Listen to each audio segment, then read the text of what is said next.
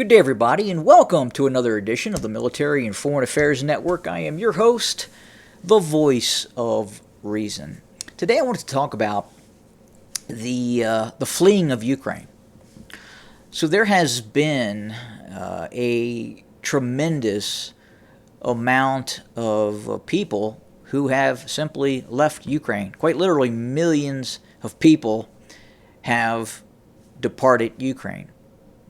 Some of those people have been in war zones. Some of those people have fled towards Russia. Some of those people have fled towards the EU.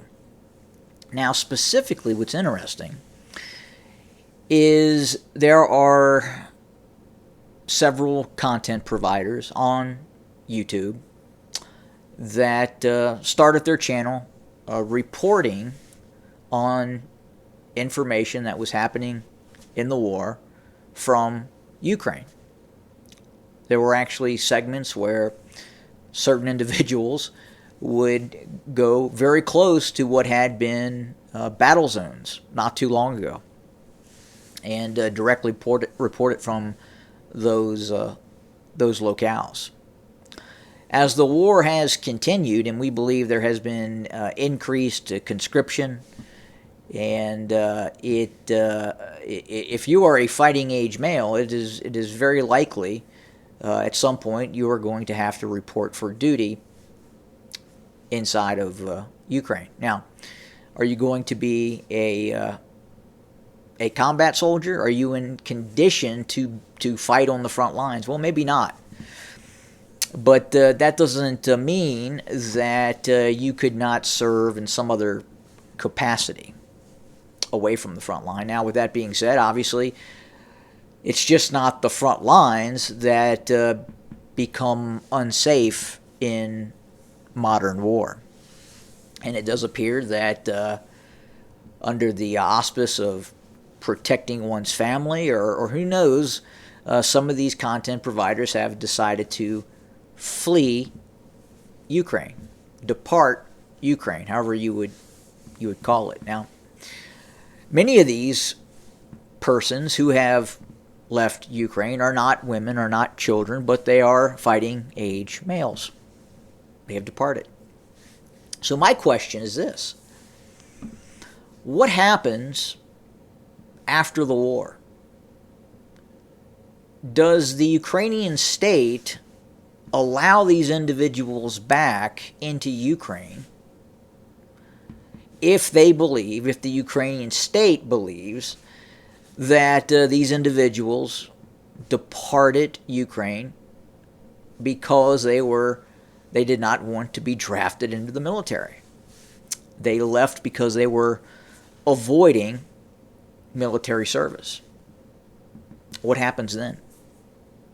Does anybody know? Does any listener to the channel know what happens? What is the Ukrainian government going to do to those individuals? Because it appears, just again, at least on the surface, that that some of these content providers don't want the general public, they don't want the average listener to know exactly where they have gone to in Europe. And we believe they're in Europe or maybe Canada. Who knows? Difficult to say. But obviously, many of them have departed. They have gone, and they have made their way to Western Europe, be it Poland, Romania, Hungary, Slovakia, Germany. Really runs the gambit. So the question is how long are they going to be able to stay there? And then again, at what point do they feel comfortable going back to Ukraine? Because my hunch is that if you were, let's say, near Kiev, and you were worried about attacks by Russia on certain targets in and around Kiev, it seems reasonable that if you were not worried about being drafted, conscripted into the Ukrainian military, there are other locales in the Ukraine where you could go to where you're not being bombed, where you can live in relative safety and you don't have to completely flee the country. So again, are they leaving because they generally feel unsafe everywhere in Ukraine? Or is it something else? Are they worried about having to serve in the Ukrainian military? Now look, those content providers in all probability are not going to come out and say, I left Ukraine because I'm afraid to be drafted into the Ukrainian army. I mean, they would, they would get a lot of pushback, obviously, by the channel listeners who support Ukraine.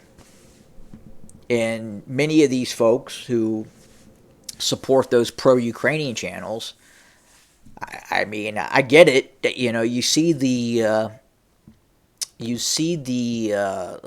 Slava Ukraine. That's all they can really say. Slava Ukraine, glory to Ukraine.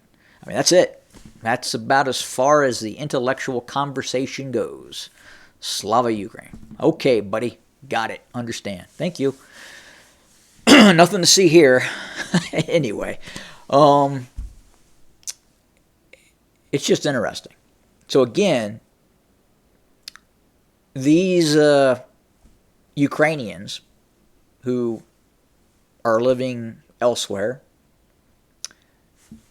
are they going to be allowed back? What happens to them? Is there going to be repercussions for being a fighting age male and fleeing the country? I don't know. We'll see. I'm sure this is going to come up again, and I'm not sure it has been talked about much, but we're talking about it now. I'd love to hear your opinion. Have a good day.